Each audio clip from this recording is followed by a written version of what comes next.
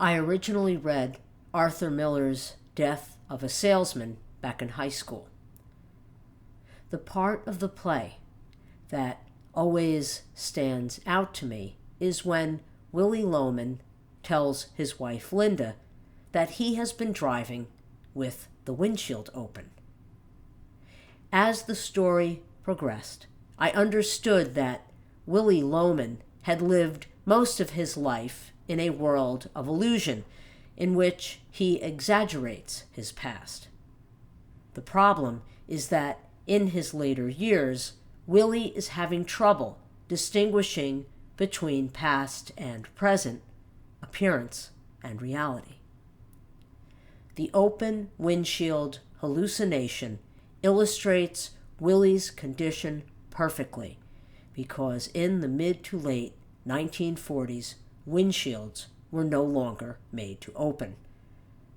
Willy imagined driving his 1928 Chevy when actually he was driving his Studebaker because 1928 was one of the happiest times in his life.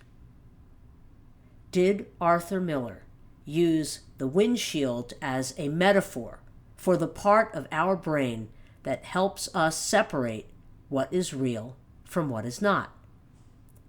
I don't know for sure, and I have added this question to the same list of unanswered questions that includes what Billy Joe MacAllister and the narrator of Ode to Billie Joe threw off the Tallahatchie Bridge. I recently read the book by Howard Fast titled Peekskill USA, Inside the Infamous 1949 Riots. My mom and I have been doing a lot of reminiscing lately, and the Peekskill Riots come up because she remembers her father and cousin venturing to the area around the concert grounds to see what all the hubbub was about. As Mom always puts it, they stayed for about 10 minutes because they could see it wasn't something they wanted to get involved in. What were the Peekskill Riots?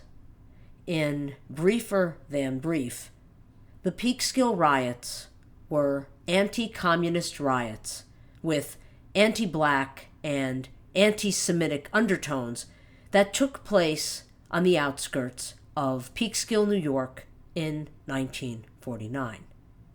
The catalyst for the rioting was an announced concert by singer Paul Robeson, known for his strong pro-trade union stance, civil rights activism, communist affiliations, and anti-colonialism.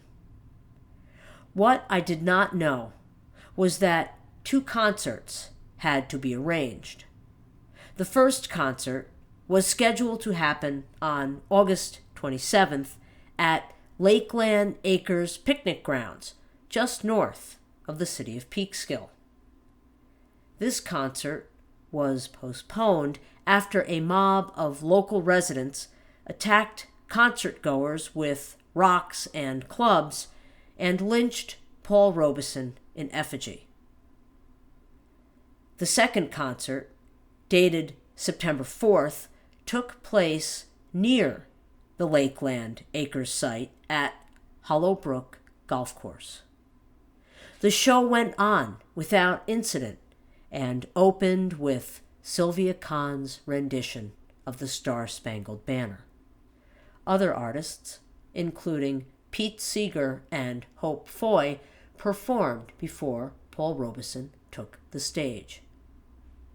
It was what happened to the concert-goers during their ride home that earmarked the second concert a bigger blot on the escutcheon than the first one. This is because the locals hurled rocks through the windshields of cars and buses as they passed by. Over 140 people were injured and several vehicles damaged as police stood by. Every day, I drive along Oregon Road to get from my studio in Peekskill to my home in Lake Peekskill. This is the same roadway where the concert-goers were attacked. Lately, I have been thinking about Willy Loman and the open windshield on his 1928 Chevy. What would happen if I could not distinguish between past and present, appearance and reality?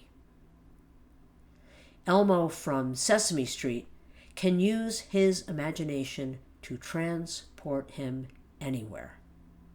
I once saw him change himself into a prince and save his kingdom from a dragon with extremely bad breath. If I remember correctly, Elmo conquered his foe by eating Limburger cheese to transform his breath into a weapon.